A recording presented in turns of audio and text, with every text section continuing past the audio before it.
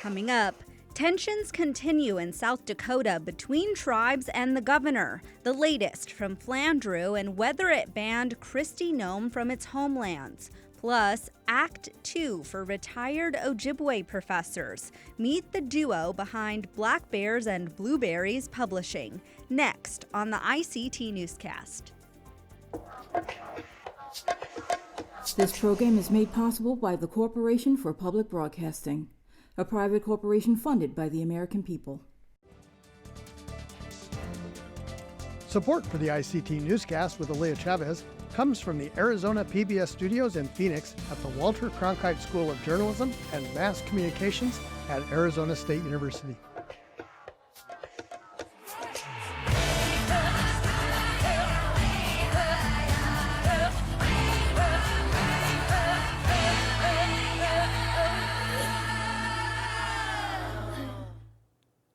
Amirawahopa. Thank you for joining us. I am Amelia Chavez. Fallout continues today in New Mexico after a Native American student was stopped from wearing a beaded graduation cap and eagle plume at her graduation. Last week, the incident garnered national attention after a viral social media video showed Farmington High School officials confiscating the adorned cap of Genesis White Bull and instead replacing it with a plain one. Her family is now saying school officials later cut the feather off the cap using scissors.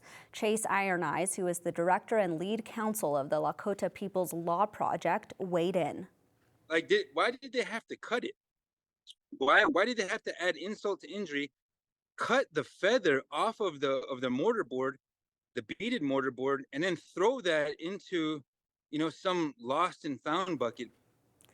In addition, leaders from the Navajo Nation, which is where the school is near, they've called the actions belittling, humiliating, and demeaning. The Standing Rock Sioux tribe, where White Bull is enrolled in North Dakota, officially condemned the actions and, as a result, received an apology from Farmington High School.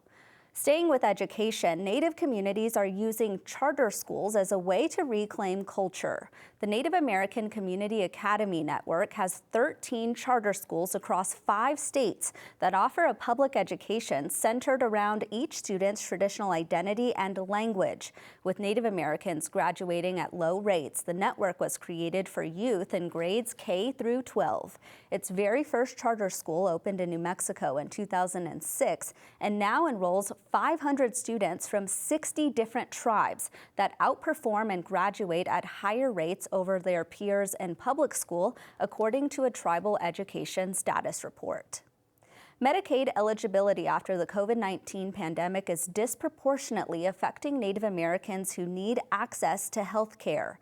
Native American and Alaska Natives are enrolled in Medicaid at higher rates than their white counterparts, yet more than 20 million people have been kicked off the joint federal-state program for low-income families. Tribal leaders nationwide have reported many challenges, including a lack of timely information, patients who are unaware of the process or their disenrollment, and long processing times. Additionally, a lack of staffing and accurate data at the tribal level and a lack of engagement from state representatives have prevented vulnerable Indigenous populations from tending to their health. We head now to Arizona, where the Auction Indian community is mourning one of the greats.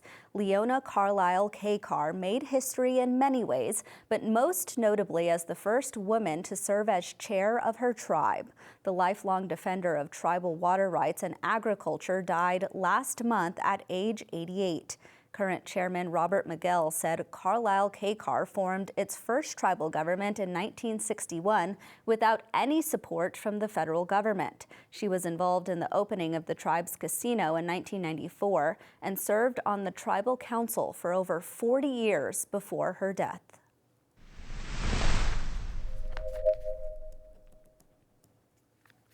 Well, big news out of South Dakota. The Flandreau Santee Sioux Executive Council voted yesterday to ban South Dakota Governor Kristi Noem from its reservation. The vote means that all 9 tribes in the state have passed votes banning Noem from their homelands following a string of unwelcome comments from the governor. ICT's Amelia Schafer has been covering the story and joins us now with the latest. Amelia, welcome back. What's the latest in this ongoing dispute? Thank you. It's good to be back. Noem continues to have strained relationships with the state's 9 tribes, and that grew yesterday with a tense session in Flandreau. Chairman Reeder called an emergency meeting, and then there was a long, hard discussion. There was a lot of tension in the room, a lot of emotion in the room. Amelia, when did this all begin? So this first began on January 31st of this year, when Noem addressed the South Dakota legislature and discussed alleged cartel influence and cartel presence on reservations in South Dakota. And there have been documented cases of Mexican drug cartel and their presence on reservations before, but are they present on South Dakota reservations today? That is true. However, all of the tribes have denied knowledge of cartel presence on their reservations. On Friday last week, Governor Noem did cite a appearance that OST Oglala Sioux Tribe President Frank Starr Comes Out made, where he testified that the cartel was present on the reservation. But there is no evidence so far, concrete evidence, that the cartel is operating. She's referenced incidents in both the Pine Ridge Reservation and Lake Traverse Reservation. But when I spoke with the state's attorney, she said that there is no concrete evidence that the cartel was involved. There was also some concern in Native communities that the governor said unflattering things about Indigenous parents. What was that? So on March 13th, during a meeting in Mitchell, South Dakota, where she signed an education bill, Governor Noem said that Native children are hopeless and their parents don't show up for them. And she said that tribal councils are more interested in politics than they are in their people. This is where a lot of the bans started to happen. The Oglala Sioux tribe had first banned her in February, immediately following that January 31st meeting, but a majority of tribes began banning her after these comments were made on the 13th of March. And what's the history there with Noem's relationship to tribal nations? You mentioned she's been banned before, but tell us more about the relationship there. Yeah, so Governor Noem was first banned after taking office in 2019. She was banned by the Oglala Sioux tribe after she signed or supported increased penalties on Dakota Access pipeline protesters. Following that, she opposed COVID checkpoints on the Pine Ridge and Cheyenne River reservations, which caused more outrage from tribes, and she continued to oppose things that tribes were putting in place, further straining their relationships since then. I want to talk a little bit more about yesterday's actions at Flandreau. And the folks that you've spoken with, what was some of the emotional reaction to her being banned from the Santee homelands? So it sounds like the council was divided on whether or not she should be banned. There was a lot of tension because some tribes do need the state for assistance. So the decision was not made lightly. They were the final tribe to vote to ban Noem in the state of South Dakota. So this decision was not made lightly, and it seems like it caused a lot of strain for tribal members. Back in March, the governor showed up uninvited to a meeting between tribal leaders and the U.S. Department of Agriculture and their officials. Tell us what happened there. So there are quarterly meetings regarding Peshla, which is a sacred site in the Black Hills.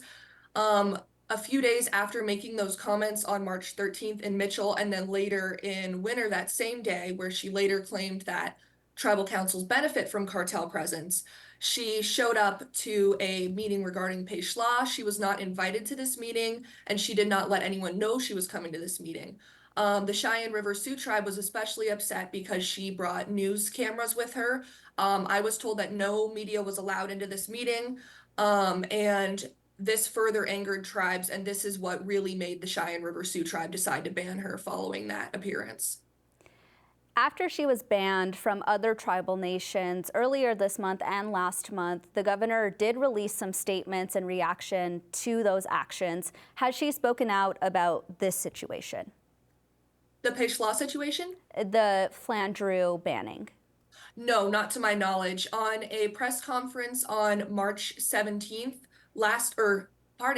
May 17th last week, she did address her banning and she once again said that she encourages tribes to banish the cartels. That, to my knowledge, is the most she's spoken about the bans. She repeatedly has just said that she encourages cartels to be banished instead. We know right now that Kristi Noem has a pretty high profile nationally, and she hasn't hidden her ambition for a higher office. Do you think that that plays a factor here? It certainly could. Last week during that press conference in Pierre, she mentioned that this stems back from President Biden and the Biden's administration's handling of the southern border.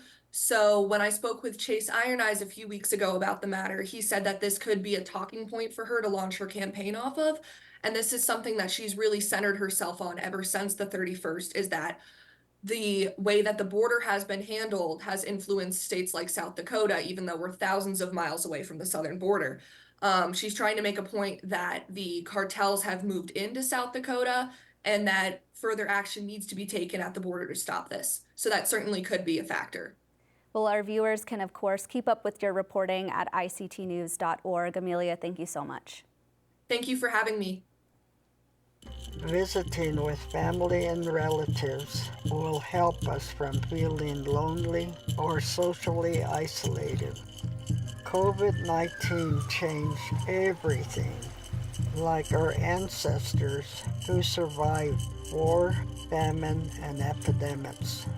Our elders have to make sacrifices too. The more we are socially connected with our family and community, the less health problems we will have and the longer we will live. We need to stay active to keep our spirits alive. Remember, you are not alone. Connected together, we will stand strong. For more information on elder isolation or caregiver resources, go to connectedindigenousElders.org. James and Ernie is a Diné comedy duo that has been entertaining Indian country for decades. While the pair still performs together, each has taken their own path. ICT's Shirley Sneve has this interview with the James Junes. Give me a patchy frappuccino. You know what I mean?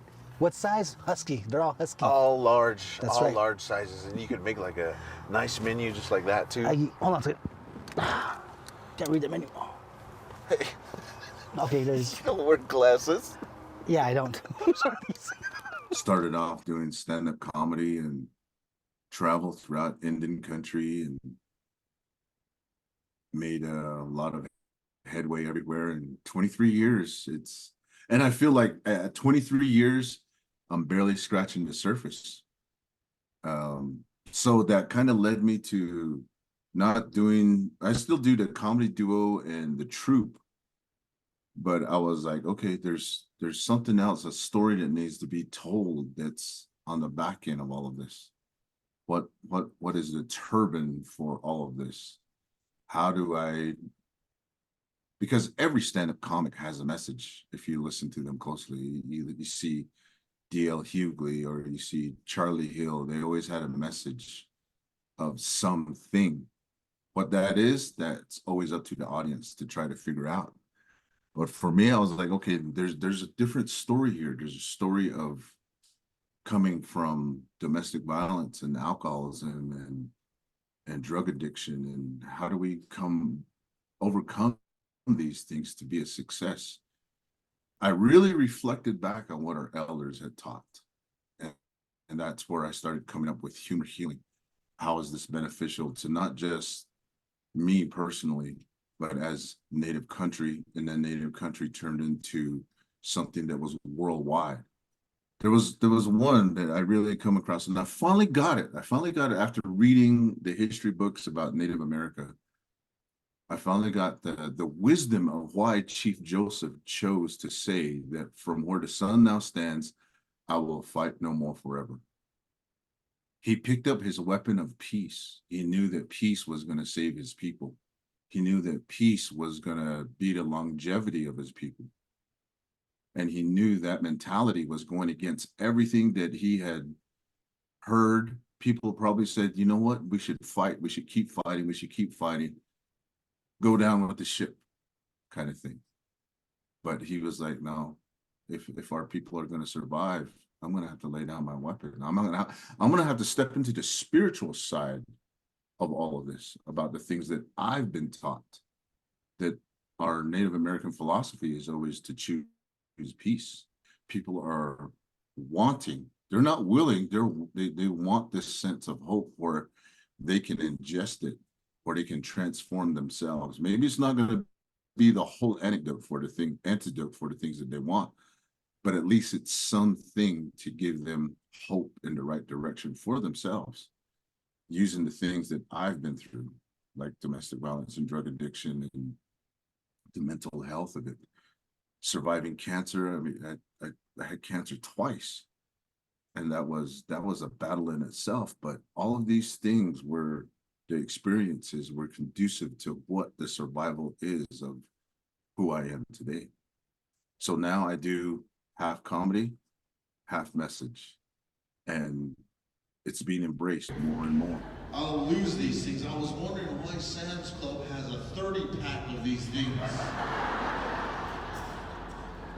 It's because you lose these stupid things. And when you don't lose them, you're wearing them on your head. How'd you come up with this career in the first place? By accident. It was one of those things where everybody always said, oh man, you're funny, you should do something with it. And for me, I was like, nah, that's for people, that's not for us. Because we really had no example of somebody who has crossed that line, so to speak. For natives, it's always by example. Somebody has to do it first, then we'll explore that. And I was scared. I was scared to do it. How do you step out with faith and knowing that this is going to work or this is not going to work? And that's part of my story, is that the only way you'll know is if you step into it. Even if you fail, at least you'll know something. The Creator has a way. If we step into that, there it is, step into that mentality that Creator has a way. But if we think that it's our way, then it's something different. Hotter summers, longer pollen seasons, and record rainfalls. These changing patterns are putting our health and the health of those we love at risk. So, communities around the country are taking steps to prepare. State, local, and tribal health officials are using the Building Resilience Against Climate Effects framework developed by the Centers for Disease Control and Prevention, called BRACE for short. The 5-step process is used to develop strategies and programs that help communities prepare a coordinated community response to the health effects of a changing climate. Step 1 is identifying what climate effects are relevant locally, how those might lead to new or expanded health threats, and who is most at risk. The next step is to calculate expected impacts on the local population, and then rank the severity of each threat. This is called projecting the disease burden. What it does is it helps health officials tackle the worst risks first. Step 3 is to identify ways the community can intervene to prevent or reduce health effects. For example, health officials who are expecting more high heat days might consider if it would be more effective to open community cooling centers or to collaborate on housing and development plans to protect vulnerable residents. Then in step 4, health officials work with other community sectors to develop and implement their plan. For example, health officials may work with city planners to reduce the impact of urban heat islands or with broadcast meteorologists to alert people to prepare for extreme weather. Step 5 is evaluation. Health officials assess the success of their adaptation plans and gather lessons learned to apply for future activities. These 5 steps in the BRACE framework are designed to be flexible and responsive to local needs. Any community, whether urban, suburban, rural, or tribal, can use BRACE to prepare for the local health impacts of a changing climate. To learn more, visit cdc.gov www.ictnewscast.org/climate and health. He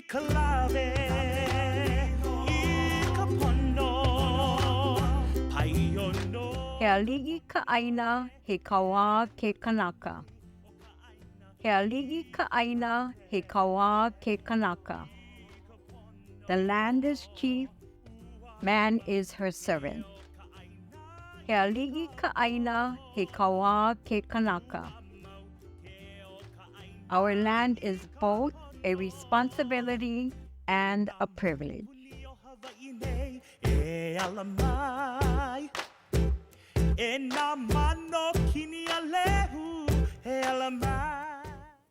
A couple of retired professors are on a new journey with a quest for more people to read. In the pages of books, they now find themselves and their Native families reflected. This Native-owned publishing company called Black Bears and Blueberries Publishing showcases Native writers and artists by finding a niche in the market. ICT's Shirley Sneve interviewed Thomas Peacock, who owns the company, with his wife Elizabeth Albert Peacock. We're both retired faculty from the University of Minnesota Duluth, and we were faculty in the education department. So we're teachers, and when we retired, about 10 years ago or so, we got bored silly after a few years, and we thought, well, what can we do now? We always have to have something to give back. We were volunteering in schools and things like that. And I said, well, let's start a publishing company. And I told my wife that and suggested it to her. And I said, we're going to work our butts off, and we aren't going to make any money. We're going to do this for free. We're nonprofit. And we saw the need for Native books, by Native writers, and also giving an opportunity for Native artists to do illustrations. And it's a very small niche, and major publishers typically won't publish, a lot of Native writers because, they're after the profit motive, and we can do things in small runs. So that's how we started. And that was, I think, back in about 2018 or so, we formed our little corporation, and then we were going to do, I think, 2 books a year. And I think we've done about 50 of them now. My expertise is writing, if there is one, is writing in English. I don't know any more than anybody else. If I have any skill, maybe it's doing that. And I typically write in reservation English. I'm a lot more comfortable with that. So I write the way that I speak, and that seems to work. In choppy sentences, I drive editors crazy. I think it's great that you're pairing these writers with illustrators and for children's book, because oftentimes the publisher will just pick whoever they want and not necessarily a Native person to do the illustrations. I think it's important that if we're going to have, Native people tell their own stories or develop their own children's stories, that we, pair them up with other Native people, Indigenous people, because that's important, and it gives the artist some income. And we have a tendency to allow that kind of creative mix.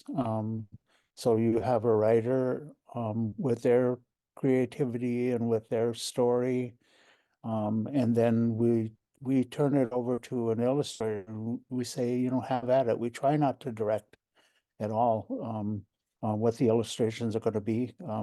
We allow for that kind of creative work, and when the two pair, sometimes you get some magic there. The book that I myself just came out is called In Whispers, and that's the boarding school love story. And that's my own latest book that just came out. I always wanted to write a love story, and I know so many people who met in boarding schools, and a lot of intertribal marriages happen, from the boarding school experience. And so I set it within a boarding school, and I had so much fun writing that. What advice would you have for aspiring authors? You know, the best advice that I had was from a colleague that I worked with at the university, and she said to write the way that you speak. And I think that so many people get stuck trying to write in a voice that is not their own, trying to impress somebody who knows who. But to find that comfortable voice, speak with that voice, speak with your heart. You know, I know that when I write, the emotions of the characters, I feel all of those emotions, you know, whether it's happiness or whether it's sadness or whatever it is. I feel all of those as I'm writing. The other thing is to allow especially if you're writing fiction, to allow the characters to tell the story. I describe my own writing process as hearing voices without being mentally ill. That makes sense to me, perfect sense to me, but to allow that voice in the picture of the characters, whoever the characters are that are speaking inside your head, and to just let them tell their stories, let them speak until they're done. And so it's free flowing that way. You can go back and you can edit later. That is a slice of our Indigenous world. For all the latest, visit us at ictnews.org. From all of us in the newsroom, stay safe, my relatives.